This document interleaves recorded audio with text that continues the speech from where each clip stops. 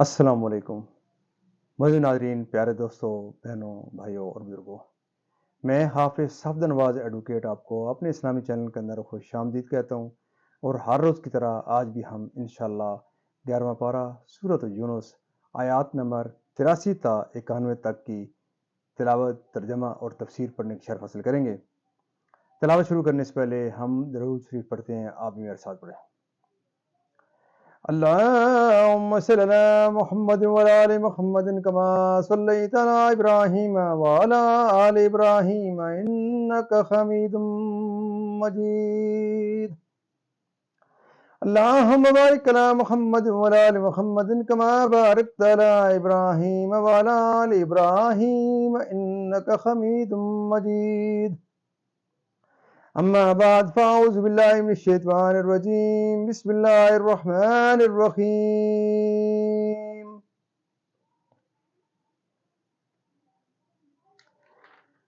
فما آمن لموسى إلا ذرية من قومه على خوف من فرعون وملئهم أن يفتنهم وَإِنَّ فِرْعَوْنَ لَعَالٍ فِي الْأَرْضِ وَإِنَّهُ لَمِنَ الْمُسْرِفِينَ. وَقَالَ مُوسَى يَا قَوْمِ إِن كُنتُمْ آمَنتُمْ بِاللَّهِ فَعَلَيْهِ تَوَكَّلُوا إِن كُنتُمْ مُسْلِمِينَ. فقالوا على الله توكلنا ربنا لا تجعلنا فتنة للقوم الظالمين ونجنا برحمتك من القوم الكافرين. وأوحينا إلى موسى وأخيه أن تبوأ لقومكما بمصر بيوتا وجعلوا بيوتكم قبلة وأقيموا الصلاة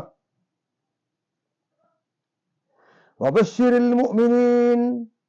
وقال موسى ربنا إنك آتيت فرعون وملأه زينة وأموالا في الحياة الدنيا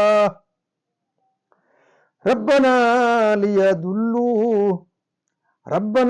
ليضلوا عن سبيلك ربنا اطمس على أموالهم واشدد على قلوبهم فلا يؤمنوا حتى يروا العذاب الأليم. قال قد أجيبت دعوتكما فاستقيما ولا تتبعان سبيل الذين لا يعلمون. وجاوزنا ببني إسرائيل البحر فأتبعهم فرعون وجنوده بغيا وعدوا حتى إذا أدركه الغرق قال آمنت أنه لا إله إلا الذي آمنت به بنو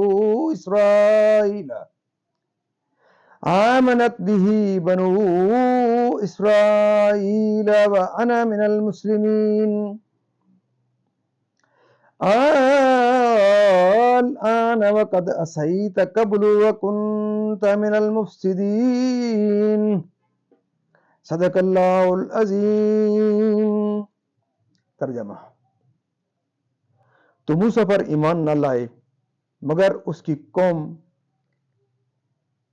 کی اولاد سے کچھ لوگ فرعون اور ان کے درباریوں سے ڈرتے ہوئے کہ کہیں انہیں ہٹنے پر مجبور نہ کر دیں، اور بے شک فرعون زمین پر سر اٹھانے والا تھا، اور بے شک وہ حد سے گزر گیا. اور موسیٰ نے کہا، اے میری قوم، اگر تم اللہ پر ایمان لائے تو اسی پر بھروسہ کرو. اگر تم اسلام رکھتے ہو، بولے ہم نے اللہ ہی پر بھروسہ کیا، الہی ہم کو ظالموں کے لیے آزمائش نہ بنا، اور اپنی رحمت فرما کر ہمیں کافروں سے نجات دے. اور ہم نے موسیٰ اور اس کے بھائی کو وحی بھیجی کہ مصر میں اپنی قوم کے لیے مکانات بناؤ، اور اپنے گھروں کو نماز کی جگہ کرو، اور نماز قائم رکھو، اور مسلمانوں کو خوشخبری سناؤ. اور موسیٰ نے عرض کی اے رب ہمارے، تو نے فرعون اور اس کے سرداروں کو آرائش اور مال دنیا کی زندگی میں دیے اے رب ہمارے، اس لیے کہ تیری راہ سے بہکاویں اے رب ہمارے، ان کے مال برباد کر دے اور ان کے دل سخت کر دے کہ ایمان نہ لائیں جب تک دردناک عذاب نہ دیکھ لیں۔ فرمایا تم دونوں کی دعا قبول ہوئی تو ثابت قدم رہو اور نادانوں کی راہ نہ چلو، اور ہم بنی اسرائیل کو دریا پار لے گئے، اور تو فرعون اور اس کے لشکروں نے ان کا پیچھا کیا سرکشی اور ظلم سے، یہاں تک کہ جب اسے ڈوبنے نے آ لیا، بولا میں ایمان لایا کہ کوئی سچا معبود نہیں سوا اس کے جس پر بنی اسرائیل ایمان لائے، اور میں مسلمان ہوں۔ کیا اب اور پہلے سے نافرمان رہا اور تو فسادی تھا۔ یہاں تک کہ اس کا ترجمہ اختتام پذیر ہوا۔ اب اس کی تفسیر تسلسل سے تفسیر۔ اس میں نبی کریم صلی اللہ علیہ وسلم کی تسلی ہے کہ آپ اپنی امت کے ایمان لانے کا نہایت اہتمام فرماتے تھے اور ان کے اعراض کرنے سے مغموم ہوتے تھے۔ آپ کی تسکین فرمائی گئی کہ باوجود یہ کہ حضرت موسیٰ علیہ السلام نے اتنا بڑا معجزہ دکھایا، پھر بھی تھوڑے لوگوں نے ایمان قبول کیا۔ ایسی حالتیں انبیاء کو پیش آتی رہی ہیں۔ آپ اپنی امت کے اعراض سے رنجیدہ نہ ہوں۔ من قوم ہی میں جو ضمیر ہے وہ یا تو حضرت موسیٰ علیہ السلام کی طرف واقع ہے، اس صورت میں قوم کی ضروریت سے بنی اسرائیل مراد ہوں گے جن کی اولاد مصر میں آپ کے ساتھ تھی، اور ایک قول یہ ہے کہ اس سے وہ لوگ مراد ہیں جو فرعون کے قتل سے بچ رہے تھے، کیونکہ جب بنی اسرائیل کے لڑکے بحکم فرعون قتل کیے جاتے تھے تو بنی اسرائیل کی بعض عورتیں جو قوم میں فرعون کی عورتوں کے ساتھ کچھ رسم و راہ رکھتی تھی، وہ جب بچہ جنتی تو اس کی جان کے اندیشے سے وہ بچہ فرعونی قوم کی عورتوں کو دے ڈالتی۔ ایسے بچے جو فرعونیوں کے گھر میں پلے تھے اس روز حضرت موسیٰ علیہ السلام پر ایمان لے آئے جس دن اللہ تعالیٰ نے آپ کو جادوگروں پر غلبہ دیا تھا، اور ایک قول یہ ہے کہ یہ ضمیر فرعون کی طرف راجع ہے اور قوم فرعون کی ضروریت مراد ہے۔ حضرت ابن عباس رضی اللہ تعالیٰ عنہما سے مروی ہے کہ وہ قوم فرعون کے تھوڑے لوگ تھے جو ایمان لائے دین سے، کہ بندہ ہو کر خدائی کا مدعی ہوا اور اپنے فرما برداروں کی مدد کرتا اور دشمنوں کو ہلاک فرماتا ہے۔ مسئلہ اس آیت سے ثابت ہوا کہ اللہ پر بھروسہ کرنا کمال ایمان کا متقاضا ہے، یعنی انہیں ہم پر غالب نہ کرتا کہ وہ یہ گمان نہ کریں کہ وہ حق پر ہیں، اور ان کے ظلم و ستم سے بچا کہ قبلہ رو ہو۔ حضرت موسیٰ و ہارون علیہ السلام کا قبلہ کعبہ شریف تھا، اور ابتدائی میں بنی اسرائیل کو یہی حکم تھا کہ وہ گھروں میں چھپ کر نماز پڑھیں تاکہ فرعونیوں کی شر و ایذا سے محفوظ رہیں۔ مدد الہی کی اور جنت کی، عمدہ لباس، نفیس فرش، قیمتی زیور، طرح طرح کے سامان، کہ وہ تیری نعمت پر بجائے شکر کے جری ہو کر معصیت کرتے ہیں۔ حضرت موسیٰ علیہ السلام کی یہ دعا قبول ہوئی اور فرعونیوں کے درہم و دینار وغیرہ پتھر ہو کر رہ گئے تھے، حتیٰ کہ پھل اور کھانے کی چیزیں بھی، اور یہ ان نشانیوں میں سے ایک ہے جو حضرت موسیٰ علیہ السلام کو دی گئی تھی۔ جب حضرت موسیٰ علیہ السلام ان لوگوں کو ایمان لانے سے مایوس ہو گئے تب آپ نے ان کے لیے یہ دعا کی، اور ایسا ہی ہوا کہ وہ غرق ہونے کے وقت تک ایمان نہ لائے۔ مسئلہ اس سے معلوم ہوا کہ کسی شخص کے لیے کفر پر مرنے کی دعا کرنا کفر نہیں ہے۔ دعا کی نسبت حضرت موسیٰ و ہارون علیہ السلام دونوں کی طرف کی گئی، باوجود یہ کہ حضرت موسیٰ علیہ السلام دعا کرتے تھے اور حضرت ہارون علیہ السلام آمین کہتے تھے۔ اس سے معلوم ہوا کہ آمین کہنے والا بھی دعا کرنے والوں میں شمار کیا جاتا ہے۔ مسئلہ یہ بھی ثابت ہوا کہ آمین دعا ہے، لہذا اس کے لیے اخفاء ہی مناسب ہے۔ حضرت موسیٰ علیہ السلام کی دعا اور اس کی مقبولیت کے درمیان 40 برس کا فاصلہ ہوا۔ دعوت و تبلیغ پر جو قبول دعا میں دیر ہونے کی حکمت نہیں جانتے، تب فرعون نے بتمنائے قبول ایمان کا مضمون 3 مرتبہ تکرار کے ساتھ ادا کیا، لیکن یہ ایمان قبول نہ ہوا کیونکہ ملائکہ اور عذاب کے دیکھنے کے بعد ایمان مقبول نہیں۔ اگر حالت اختیار میں وہ 1 مرتبہ بھی یہ کلمہ کہتا تو اس کا ایمان قبول کر لیا جاتا، لیکن اس نے وقت کھو دیا، اس لیے اس سے یہ کہا گیا کہ جو آیت میں آگے مذکور ہے، حالت اضطرار میں، جبکہ غرق میں مبتلا ہو چکا ہے اور زندگانی کی امید باقی نہ رہی، اس وقت ایمان لاتا ہے۔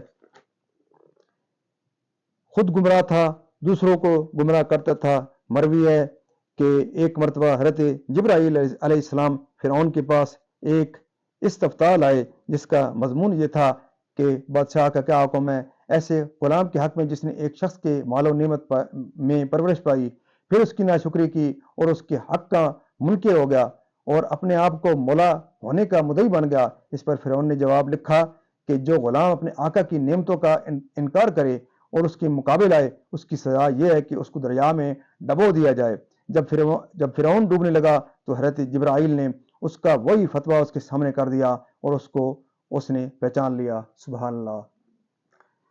ناظرین، اللہ تعالیٰ کے فضل و کرم سے آج تک کی یہاں تلاوت، ترجمہ اور اس کی تفسیر اختتام پذیر ہوئی۔ ہم اللہ تعالیٰ کے دربار کے اندر ہم اس کلام مقدس کا صدقہ حضور پاک صلی اللہ علیہ وسلم کی ذات و برکات کے صدقے دعا کرتے ہیں کہ اللہ تعالیٰ ہمیں قرآن پاک پڑھنے، قرآن پاک کو سمجھ کر اور اس کے احکامات کے مطابق حضور پاک صلی اللہ علیہ وسلم کی پاک سیرت کے مطابق اور صحابہ کرام کے نقش قدم کے اوپر اللہ تعالیٰ ہمیں چلنے کی توفیق عطا فرمائے۔ اللہ تعالیٰ میرے اور آپ کے تمام کے صغیرہ و کبیرہ گناہوں کو معاف فرمائے، تمام پریشانیوں کی پریشانیاں دور فرمائے، تمام بیماروں کو شفائے کاملہ عطا فرمائے اور اللہ تعالیٰ تمام مرحومین کو جنت الفردوس میں اعلیٰ بالا مقام عطا فرمائے۔ اور آپ تمام معزز ناظرین سے یہ استدعا رہتی ہے کہ اس کلام مقدس کے صدقے اللہ تعالیٰ آپ تمام دیکھنے والوں کے اوپر اپنا خصوصی فضل و کرم کرے اور آپ کو یہ توفیق دے کہ آپ اس ویڈیو کو پورا دیکھیں اور اس کے اپنے بچوں کو، اپنے عزیز اقربا کو اور جہاں تک آپ اس آواز کو پہنچا سکتے ہیں ضرور ویڈیو کو پورا دیکھ کر لائک شیئر کریں، سبسکرائب کریں، بیل والے آئیکن کو ضرور پریس کریں تاکہ یہ ایک صدقہ جاری ہے جو میرے اور آپ کے کھاتے میں انشاءاللہ لکھا جا رہا ہے اور دن قیامت ہم ضرور توقع کرتے ہیں کہ اللہ تعالیٰ کے دربار کے اندر حضور پاک صلی اللہ علیہ وسلم ہماری ضرور شفاعت فرمائیں گے اللہ تعالیٰ کے دربار کے اندر۔ تو اس توقع کے ساتھ کہ آپ تمام معزز ناظرین اس ویڈیو کو زیادہ سے زیادہ لائک شیئر سبسکرائب کریں گے، خود پورا دیکھیں گے تاکہ یہ ویڈیو وائرل ہو سکے اور یہ میرے اور آپ کے کھاتے میں زیادہ سے زیادہ جتنے لوگ دیکھیں گے مجھے اور آپ کو انشاءاللہ ثواب ملے گا۔ تو اللہ تعالیٰ آپ کو توفیق دے۔ میں آپ تمام دوستوں کے لیے ان نیک تمناؤں کے ساتھ اجازت چاہوں گا۔ اللہ حافظ۔